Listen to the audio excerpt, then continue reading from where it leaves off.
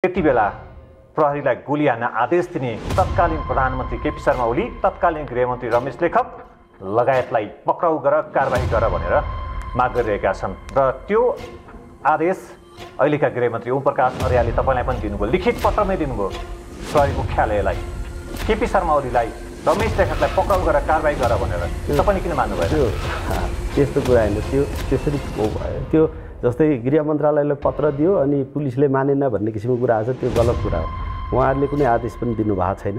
उहाँहरूसँग कारबाही प्रक्रियामा जस्तो अब गृहमन्त्रीज्यू, प्रधानमन्त्रीज्यूहरू विशेष गरी यो कानुनको क्षेत्रमै लामो समय काम गर्नुभएको कारणले उहाँहरूलाई धेरै क्लियर छ कि ड्यू प्रोसेस अफ ल फलो गर्नुपर्छ होइन। हामीले जबसम्म संविधान जिउँदो छ, यो देशको कानुन जिउँदो छ भनेर हामीले स्वीकारिरहेका छौँ भने त्यतिखेरसम्म कानुनको प्रक्रिया प्रोसेस फलो गरेर जानुपर्ने हुन्छ। भावनामा त जान सकिँदैन।